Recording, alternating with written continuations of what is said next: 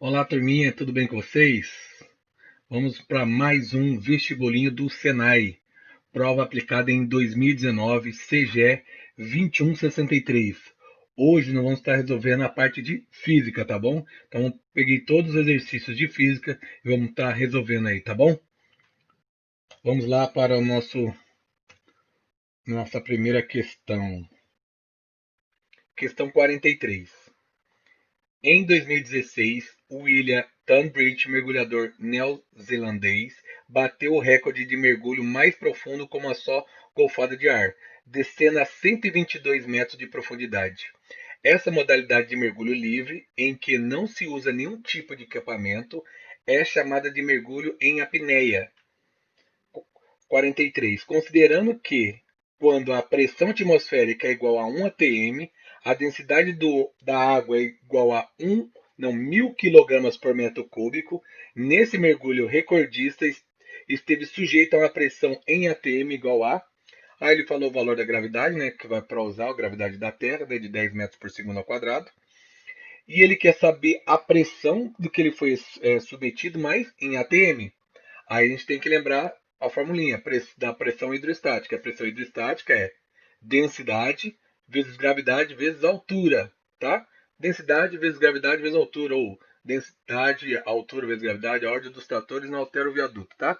Então coloquei aqui para vocês aqui, ó. Pressão hidrostática é igual a densidade da água, que já está no sistema internacional, que é quilograma por metro cúbico. A gravidade, que vale 10, e a profundidade que está a 122 metros, que também está no sistema internacional, então a gente já pode seguir com o exercício multiplicando todos esses valores. Como aqui eu tenho 1, 2, 3, 4 zeros, só acrescentar 4 zeros naquele 122, ficando 1.220.000 Pascal. Mas só que ele não quer em Pascal, ele quer em ATM, tá? Então como que a gente faz para passar para ATM? Nós vamos fazer uma espécie de regra de 3. Primeiro a gente precisa de algumas informações aqui, ó, uma pequena lembrancinha para vocês aqui, ó. Um ATM é igual a 760 milímetros de mercúrio, que é igual a 10 a quinta Pascal. Então, igual, ou seja, um ATM está para 760 milímetros de mercúrio, que também está para 10 a quinta Pascal ou 100 mil Pascal. Aí a gente vai montar a regra de 3, que nós temos o valor em Pascal e queremos o valor em ATM. Vamos para a nossa relação de Pascal. Então, 100 mil Pascal é igual a 1 ATM. Agora, 1.220.000 Pascal é X ATM. Multiplicando em X agora esses valores aqui, multiplica e depois divide, né? Vai ficar 1.100.000 x é igual a 1.220. Depois só dividir 1.220 por 100 mil, que vai dar 12,2 ATM. Agora, o valor que deu para a gente aqui é 12,2 ATM. Esse é o valor que ele estava sofrendo na água. Ele quer a pressão absoluta. Então, qual pressão que ele está sentindo? Ele está sentindo a pressão na água mais a pressão atmosférica. Quanto que é a pressão atmosférica? Mais um ATM. Vou colocar aqui para vocês, um ATM. Mais um ATM. Então, 12,2 mais um ATM, que é a da pressão atmosférica, ou seja, está sentindo a pressão do ar, né, que está pressionando, vamos dizer assim, a água, mais a pressão hidrostática, né, a pressão dentro da água. Então, 12,2 ATM mais um ATM vai dar 13,2 ATM. Tranquilo? Vamos para a próxima questão. Agora um pequeno texto antes da gente ir para a questão 44, tá? No centro-oeste paulista, há mais de um mês não chove e o clima é seco. Além de trazer dias bonitos e ensolarados de inverno, vem acompanhado de muita eletricidade e de atrito. Com a baixa umidade do ar, muita energia se acumula no nosso corpo e é comum ver as pessoas reclamando de sentir choques ao encostar em outras pessoas ou em objetos. Não é visível, mas todos nós temos uma carga elétrica. Essa energia precisa ser descarregada de alguma forma. Para equilibrar a eletricidade do corpo, é possível que a sensação de levar um choque acontece. Vamos para a questão 44. Sobre o tema abordado no texto, Analise as seguintes proposições. 1. Quando o corpo entra em contato com algum objeto energizado, o efeito pode ser apenas desconforto, mas se a corrente for intensa, a energia pode até causar queimaduras. Correto. Sim. Se a corrente for intensa, pode causar né, até queimadura, causar um certo desconforto. Aí ele está falando aí da questão da eletricidade estática, né? 2.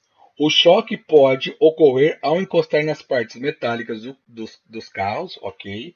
Maçanetas de portas, né? Maçanetas de preferência metálicas, né? Bolas de borracha ou sacolas de plástico. Não, aí não, é. Aqui, ó. Lembrando que bolas de borracha, sacolas de plástico e as maçanetas da porta, ele não mencionou que era maçaneta de metal, então, né, fiquei na dúvida no caso da maçaneta. Agora, nas bolas de borracha e sacolas plásticas, não, que não são condutoras, né? São isolante elétrico, então a afirmação 2 está incorreta. 3. A umidade do ar auxilia o nosso corpo a descarregar a eletricidade, certo? Acumulada. Quanto mais seco o ar, mais equilibrado fica o nosso corpo. Correto. 4. O corpo humano é um ótimo condutor de eletricidade, pois é composto por mais de 60% de água, na qual se dissolvem diversos sais minerais. Correto também. Então, está correto a afirmação 1, 3 e 4. A afirmativa que está correta o proposto somente em. Só o 2 que está errado. Então, alternativa A. Ok, turminha? Só que deu mais trabalho aí foi a leitura, né? Muito texto, mas é tranquilo aí. Já estudamos bastante esses temas aí. Tá bom? Vamos para a próxima questão. Questão 45. Uma das formas de obtenção de energia elétrica que chega às casas, comércios, indústria, etc., aparece esquematizada a seguir. Nesse esquema de conversão de energia química em energia térmica, ocorre em. Ele quer saber da onde ocorre de química para elétrica. Química para elétrica não. Aqui no condensador há uma troca de estado, né, do gasoso para o líquido. Turbina, energia cinética em no gerador em energia elétrica, né? Então, onde que sobrou aqui? 3.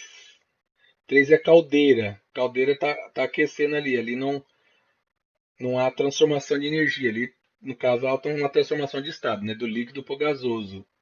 Agora ele quer saber que é de energia química para energia térmica. Na fornalha.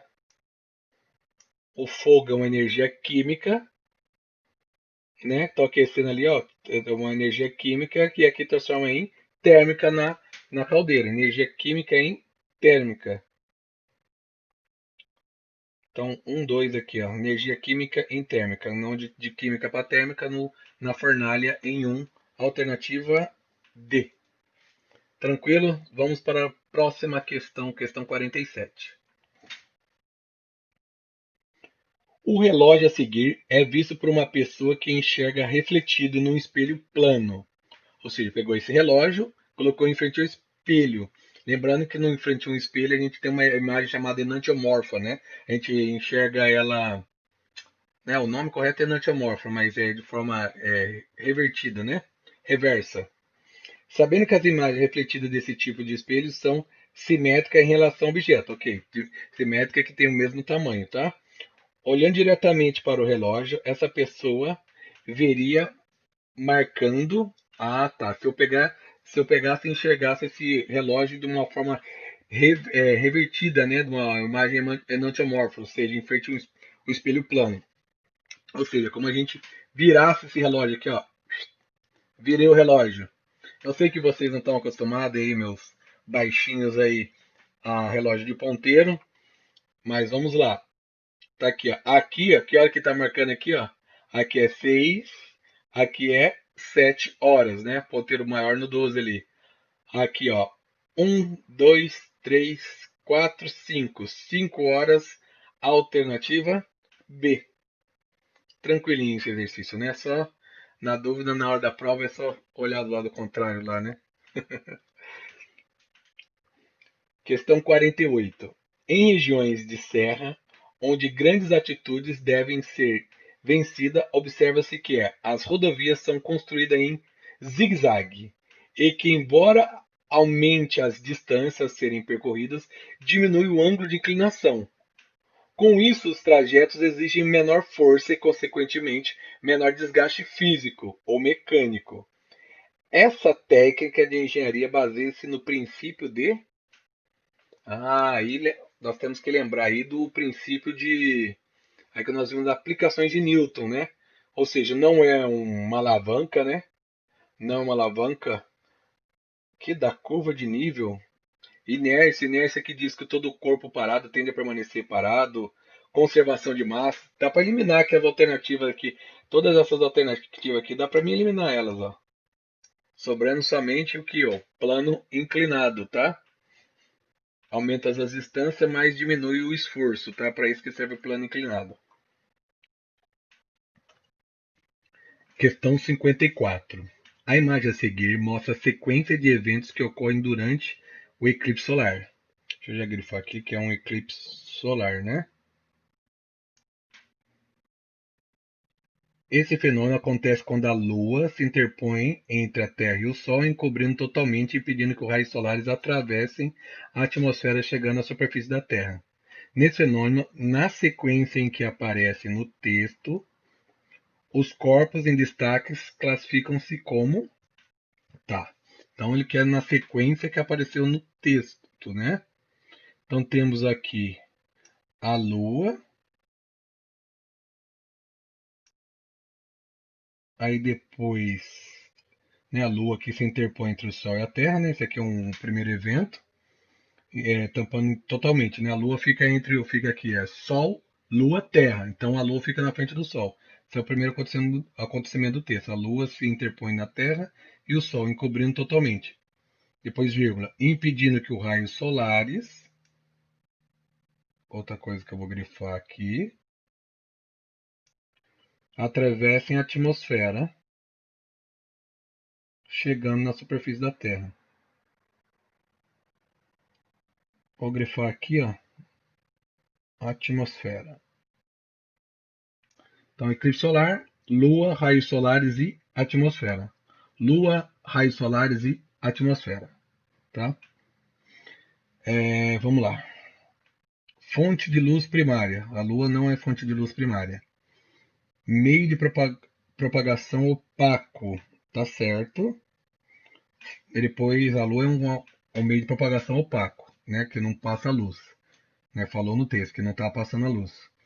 Então, correta a primeira parte da B. Fonte de luz secundária, raios solares. Não, raios solares é a fonte de luz primária, né? Possui luz própria. Então não é a B. Meio de propagação transparente, a Lua não é transparente.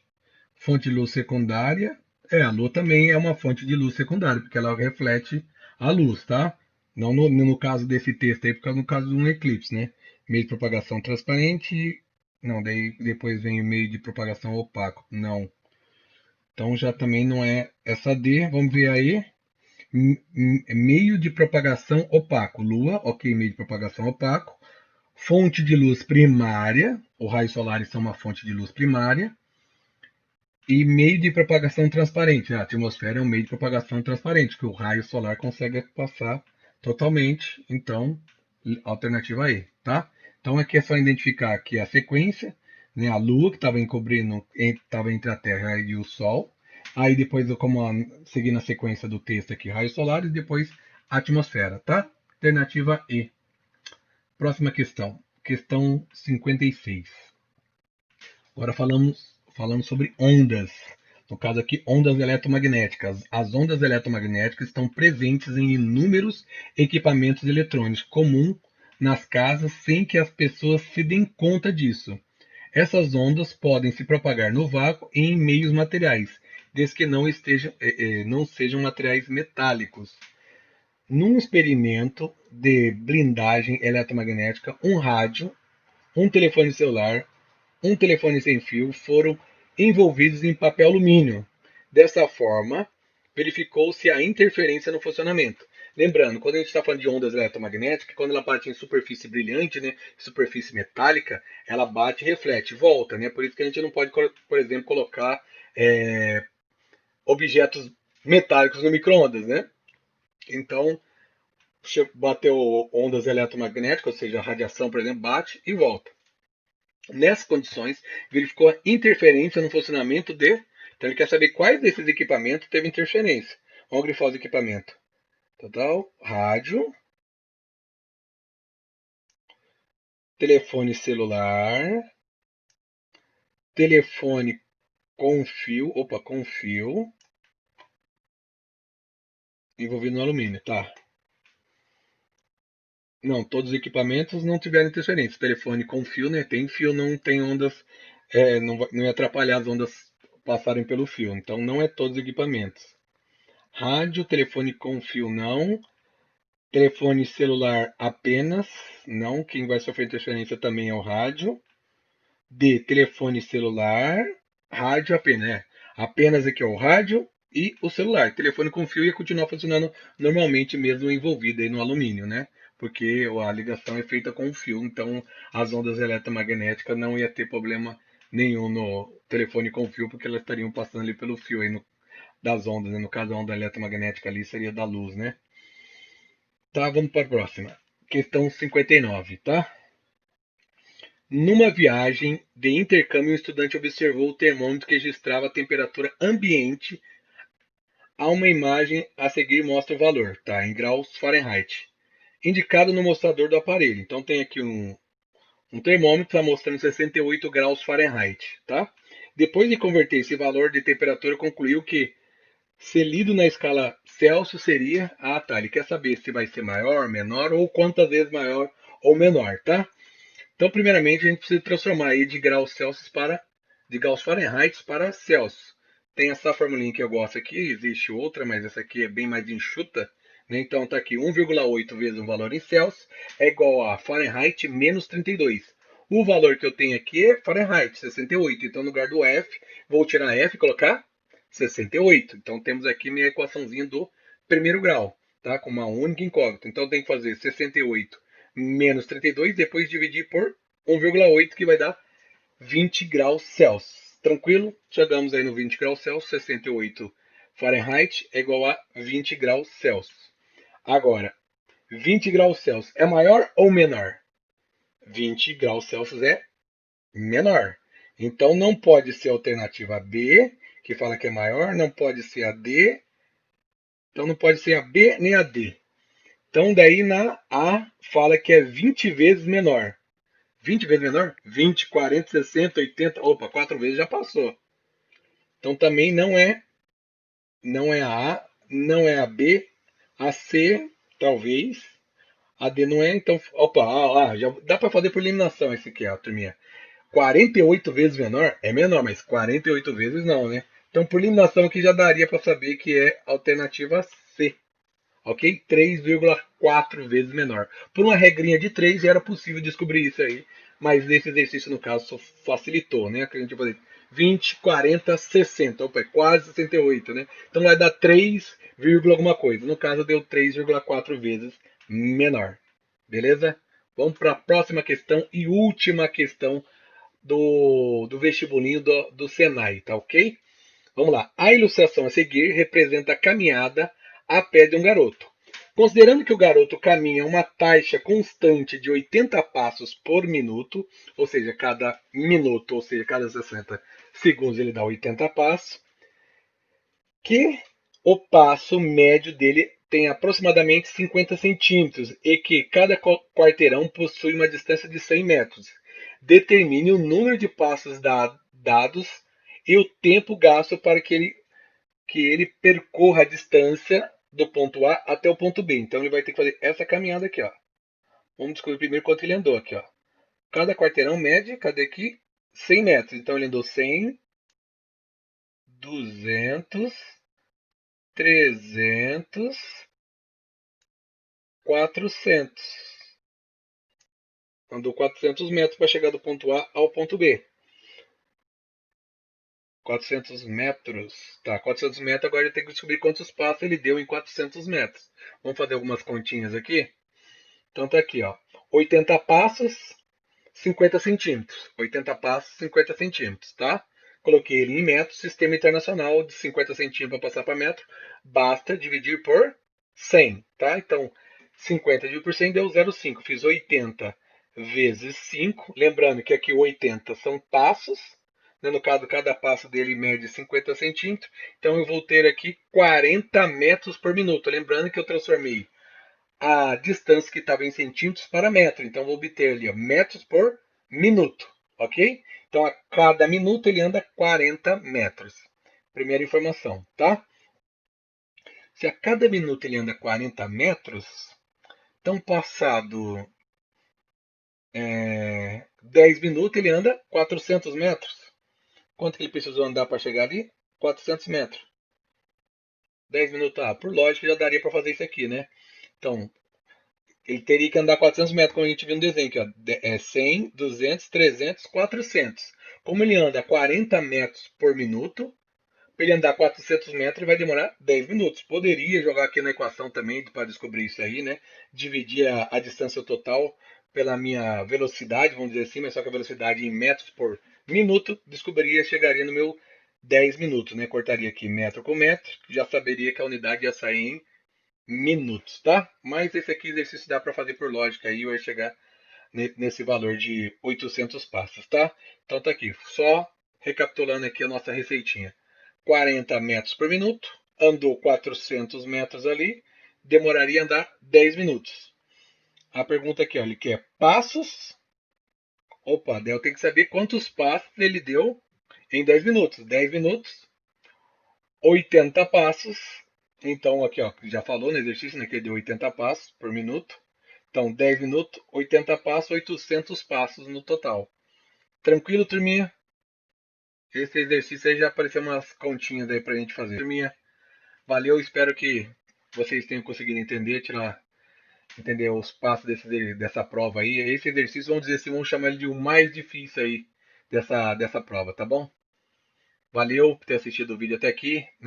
Não se esqueça de se inscrever no canal e deixar o like aí para ajudar aí, tá bom? Valeu, turminha. Até o nosso próximo vídeo. Valeu, falou.